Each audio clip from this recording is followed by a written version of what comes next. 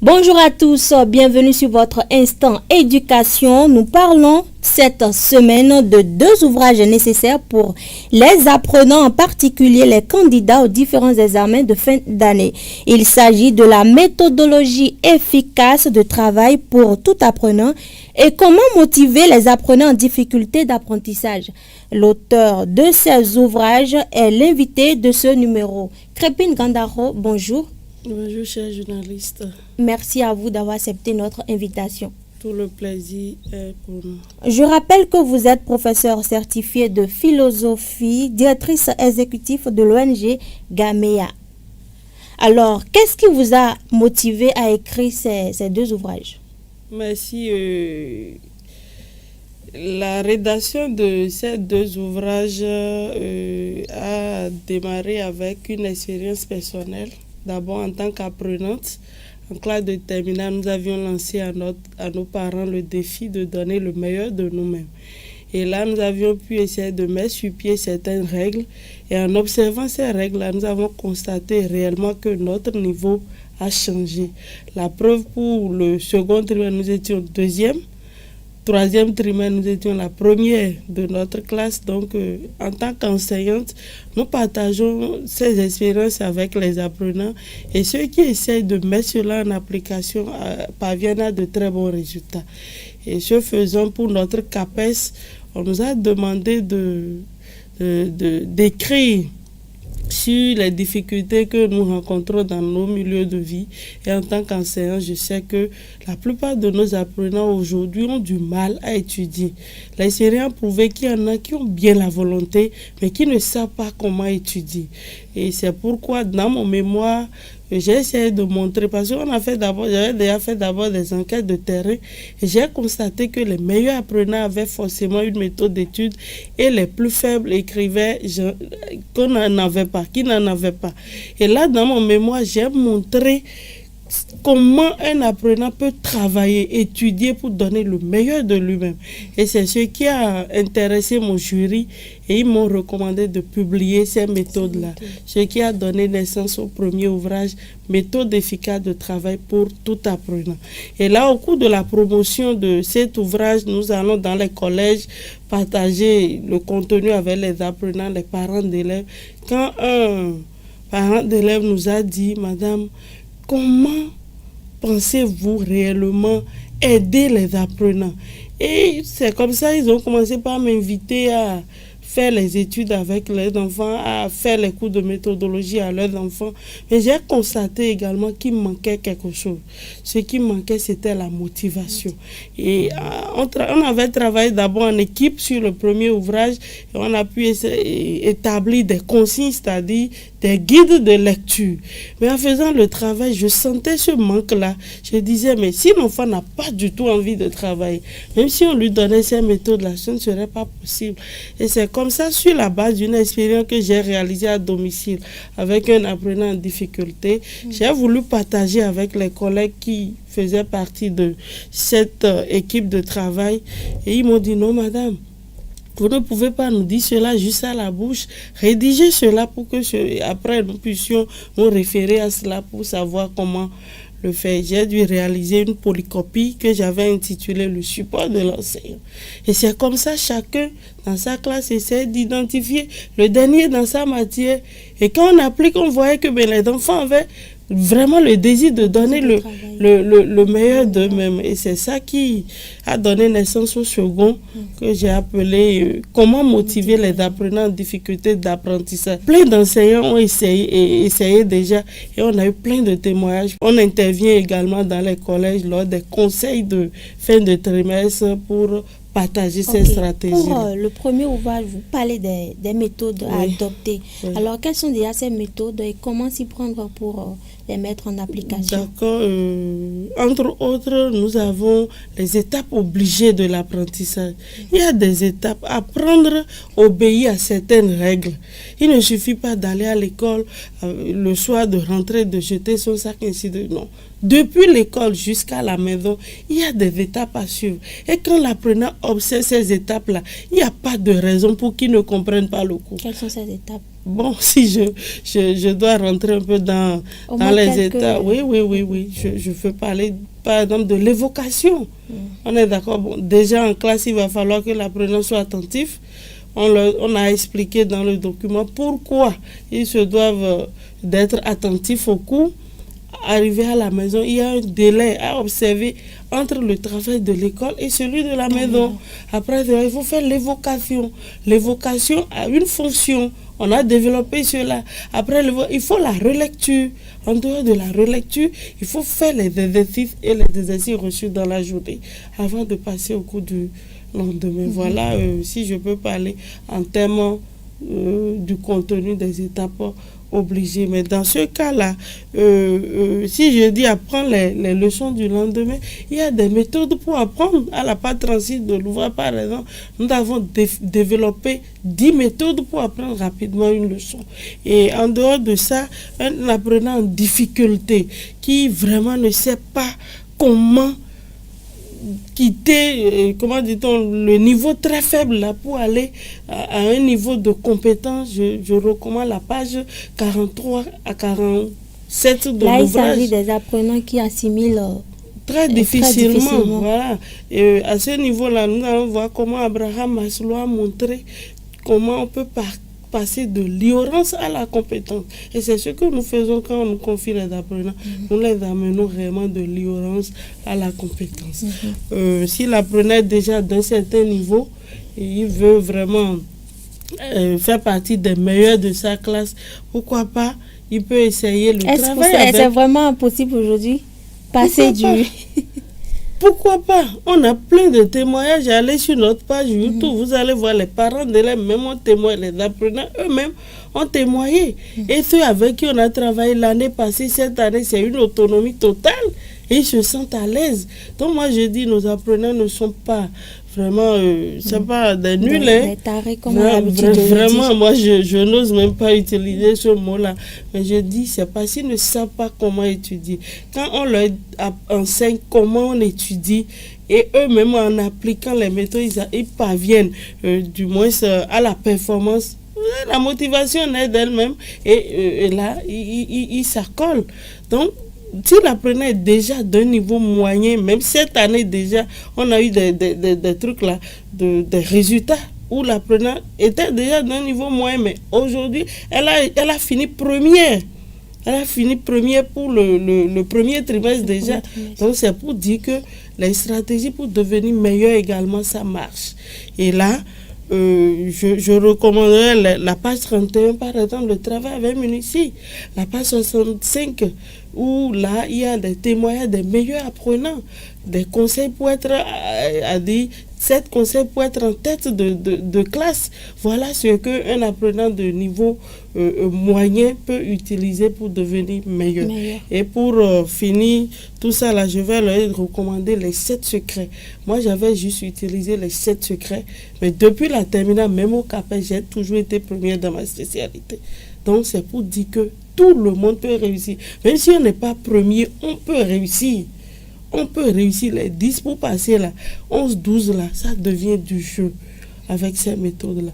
Et les parents, pour suivre les enfants à la maison, il y en a qui ont bien envie, qui sont bien disponibles, mais qui ne savent pas comment accompagner, comment suivre leurs enfants. Là, c'est le rôle des parents. Le rôle des parents, la page 73, on a montré étape par étape comment un parent peut accompagner ou bien suivre son enfant à domicile. Déterminez-nous un peu déjà comment ça doit se passer à la maison.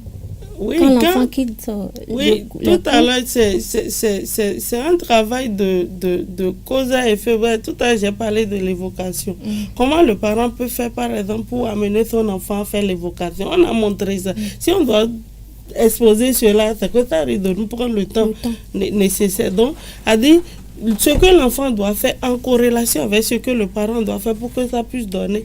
Lisez la page 16 pour les étapes obligées et lisez la page 73, vous allez voir comment le parent peut mettre en mouvement l'enfant à respecter ces étapes obligées. Mais il faut aussi rappeler que les enseignants aussi ont un rôle un capital à jouer aussi.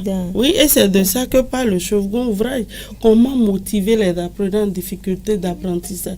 Si je prends par exemple la page 21, où on a parlé des sources de la dynamique motivationnelle.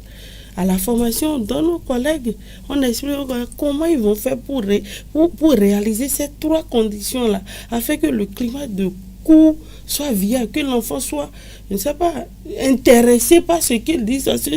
Si déjà à l'école, l'enfant n'est pas intéressé par ce que dit le professeur, il ne peut pas comprendre. Et s'il ne comprend pas, il serait difficile d'apprendre. À la page 33 du premier ouvrage, on a montré, selon les psychologues scientifiques, les étapes, les 3 étapes. Si ces 3 étapes ne sont pas réunies, on ne peut pas être sûr que l'apprenant puisse comprendre. Maintenant, parlant du second ouvrage, les 3 sources de la dynamique motivationnelle, tout enseignant doit pouvoir maîtriser cela et amener l'enfant à s'intéresser à son cours. Parce qu'il y a des exemples comme ça, les enfants te disent carrément le cours là, très bien. Et ils choisissent des cours. Donc, moi je dis, c'est pas toujours la faute aux collègues, hein, parce que quand on fait la formation, il y en a même qui pleurent parce que c'est pas ignorance qu'ils le font, mais quand ils sont, c'est pas, quand on fait le travail de prise de conscience, ils savent pourquoi ils se doivent de faire ceci pour cela. Je vous assure, naturellement, chacun pourra le faire. Moi-même, j'avais commis beaucoup d'erreurs avant ma formation, mais je dis, si tous les enseignants peuvent être formés et avoir cette conscience professionnelle, parce que c'est encore là le véritable problème de nos jours. On a bien la formation, mais le défaut de conscience professionnelle peut faire que, on joue sur le temps pour faire cela. Non. Et si l'enseignant sait ce qu'il doit faire, il a la conscience professionnelle, il joue son rôle. L'apprenant sait comment étudier, le parent sait comment accompagner l'enfant. Je pense que le problème c'est encore que certains parents ne sont pas présents tout le temps. Vraiment, et là, ça complique tout. Ça complique tout. L'enfant est livré à lui-même. Vraiment. L'enfant est livré à lui-même. Mais dans ce cas, comment l'enfant peut déjà s'en sortir? Vous voyez, si on doit analyser ce problème-là, c'est un problème vraiment profond. Parce que vous voyez, d'abord, on n'est pas disponible, on vient de le dire, on instruit encore l'enfant tôt. C'est-à-dire l'enfant immature, là, on l'inscrit déjà à l'école déjà à 2 ans. Et soi-même, on est conscient qu'il est immature, on va le déposer, on va le chercher, ainsi de suite. Mais on s'étonne qu'il n'étudie pas de lui-même, non? Dans ce cas-là, on a l'obligation d'accompagner cet enfant-là. Donc, si tu n'es pas disponible, il faut réfléchir à ta stratégie. Et bon, c'est ça, nous, on essaie de faire au sein de notre ONG. Si le parent n'est pas disponible, il confie son enfant au service de suivi accompagnement.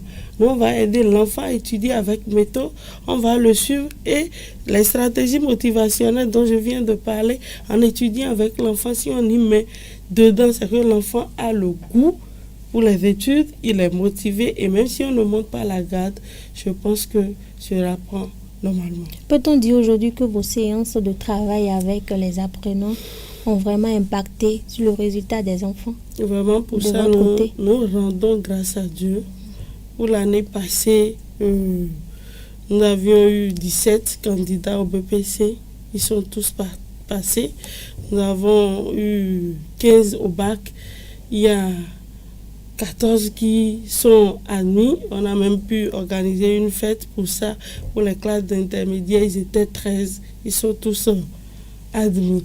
Donc là, on dit, et quand on parle des enfants qu'on nous confie, vous voyez, des enfants de niveau faible. Il y en a même il y a un garçon qui avait même 4, mais qui a pu également tirer son épingle du jeu. Le travail n'est pas facile. C'est pas que du coup automatiquement ça prend, non. Et c'est la difficulté que nous rencontrons aujourd'hui. Chaque enfant a son rythme, on est d'accord. Il faut faire avec l'enfant avant de le connaître et savoir par où agir pour pouvoir l'aider, le motiver à donner le meilleur de lui-même. Donc, c'est pas de la magie. Ce que nous faisons, c'est pas de la magie. On est d'accord. Donc, c'est progressivement, avec les notes que l'enfant reçoit, qu'on fait, il reste encore corrigé à ce niveau-là. Et on y arrive par la grâce de Dieu. Et c'est comme donc, ça. Donc, il y a une implication des parents. Oui, forcément, parce que du moment où nous n'avons pas un centre encore pour récupérer ces enfants et que les enfants sont encore avec les parents, c'est que on suppose, c'est vrai, les parents n'ont pas le temps, mais on leur dit quand même si vous n'avez pas le temps, on est d'accord, tu peux réveiller l'enfant à temps. Il y a des expressions à utiliser pour l'encourager à prendre son cahier. On est d'accord. Et quand le parent s'implique pour un temps donné et l'enfant a dit s'implique aussi, s'engage aussi avec méthode et parvient au résultat, je pense que le gardien intérieur là, c'est déjà la motivation intérieure que l'enfant a et on n'a plus besoin d'être derrière lui. Mais pour un début, il faut ce sacrifice-là forcément. Il faut ce sacrifice-là forcément. Quand l'enfant, on le réveille sur un bon moment et bizarrement, il obtient une autre 15, 16, 18 ou bien 20 alors qu'il n'a jamais eu... si je me réveille tôt, j'apprends, c'est que ça donne. Et là, quand on le réveille, c'est vite fait. Lui-même, avec le temps, il développe l'horloge interne. Il pourra se réveiller de lui-même. Il pourra le vivre. Mais pour un début, on ne peut pas s'attendre à de la magie. On peut pas s'attendre. Il y en a, il suffit même de faire une séance de méthodologie avec eux, c'est fini, ils sont sauvés. Mais il y en a, il faut vraiment un travail de longue haleine avant de pouvoir les pêcher. Mais ce n'est pas impossible. Si on s'y donne, on a la volonté. On y arrive toujours. Je pense qu'il faut beaucoup plus accentuer sur la motivation. La motivation. Maintenant, aujourd'hui, comment faire au cas où l'on ne serait pas capable de le faire soi-même? C'est ça, on a dit. Vous voyez, les ouvrages ont déjà tout dit. Et nous-mêmes, au sein de l'ONG, nous essayons de mettre en œuvre le contenu de ces ouvrages. Vous voyez, si vous n'êtes pas disponible, vous allez chercher l'argent, vous devez donner aussi un peu pour qu'on puisse aider vos enfants. Et c'est ça ce qui explique le phénomène de répétiteurs un peu partout, où les enfants même réclament de répétiteurs. Mais là, il faut que cela soit pour un temps.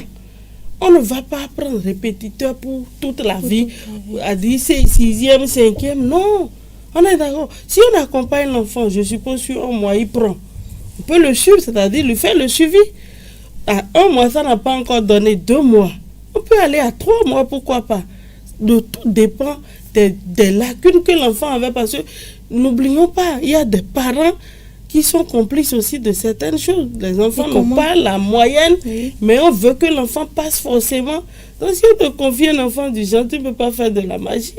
Tu essaies de l'aider à comprendre ce qu'il n'a pas compris avant de prendre. On est d'accord. Donc ça peut prendre du temps. Tout ce que moi je dis et qui m'encourage et me motive, c'est que tous les apprenants peuvent réussir. Ça peut prendre du temps. Si l'apprenant commence à démarrer dans une matière donnée, déjà il se dit, ça veut dire que je peux. Et c'est très important qu'il se dise en lui-même, je peux. S'il dit je peux, déjà c'est plus facile de l'aider pour le reste. Donc, le tout dépend des difficultés que l'enfant a. Mais moi je dis, tous les enfants peuvent réussir. Il suffit de le connaître et de savoir comment agir sur chaque chose, surtout avec méthode, on pourra y aller. Alors, comment se procurer ces ouvrages aujourd'hui? Ces ouvrages sont disponibles dans toutes les librairies, sur toute l'étendue du territoire national, à Notre-Dame, à Sonaec. Ces ouvrages existent. Librairie Le Soleil à Papa, il y a Katchenkarui et Le Rosier à Calavi, Procure Boycon, Lokosa, à Parakou, la librairie Saint-Paul et la Providence de Nati Tengu. Voilà un peu les lieux où on a pu déposer ces ouvrages-là. Et quand on nous contacte nous-mêmes, bon, si c'est possible qu'on vienne du moins à notre siège, les ouvrages sont également disponibles. Le siège est situé où? Bon, nous sommes à Cotonou pour le moment. Et nous sommes également à Porto Novo, on est d'accord, donc les populations de Porto Novo peuvent nous contacter, les populations de Calavi, Cotonou, à Papa aussi également peuvent nous contacter pour le moment. Mais sur notre chaîne YouTube, méthode efficace de travail scolaire, vous pouvez échanger avec nous. Notre site onggameya.org. Vous pouvez également voir un peu comment nous travaillons et notre page Face Gameya ONG également. Les contacts, c'est le 95 09 16 78, 95 09 16 78, 96 87 03 35 et le 66 36 86 87. Un conseil aux candidats aux différents examens de fin d'année? Bon, la préparation des examens se fait du moins ça. Il y a ce qu'on appelle préparation immédiate et préparation lointaine. Et pour la préparation immédiate, il faut savoir que c'est dès le premier jour de la rentrée qu'on commence. On est d'accord. Maintenant, si je suppose qu'on n'a pas eu cette chance-là, c'est encore possible. Mais n'attendez pas le dernier jour pour dire que vous préparez les examens. Si vous n'avez pas eu la chance de vite commencer, alors là, il y a les congés qui sont là. Congés de fête, vous pouvez déjà en profiter pour rattraper ce qui a été fait. Congés de détente, vous pouvez déjà en profiter pour rattraper ce qui a été fait en faisant des plans de résumé. On est d'accord? Et de révision. C'est pas la veille qu'on pourra tout lire, non. C'est ça qui donne le stress. Et après, l'apprenant tombe malade, on ne sait quelle maladie est. Il a dit on bousille toute une année. On est d'accord. Les congés de Pâques également, on peut prendre ce temps-là, planifier, on est d'accord. Oui. Comment faire par exemple ces résumés et ces révisions? Je pense à la page 40, c'est montré dans le premier livre, méthode efficace de travail pour tout apprenant. Donc, si on se donne, c'est comme le dit l'auteur Pascal Hide, c'est un auteur qui a écrit sur la méthodologie. Il dit étudier avec méthode, c'est réussir. Donc si je sais comment étudier chaque matière, je ne peux que donner le meilleur de moi-même. Voilà. Alors, eh bien, mes techniciens me font de grands gestes. Crépine Gandaro Amoussou, merci pour votre passage sur ce plateau. Avec vous, nous avons parlé de comment réussir son année scolaire. Chers parents candidats, vous pouvez vous rendre à ces différents lieux cités déjà par l'auteur pour entrer en possession de ces ouvrages. C'est la fin de cette rubrique que je vous remercie d'avoir suivi. À la prochaine.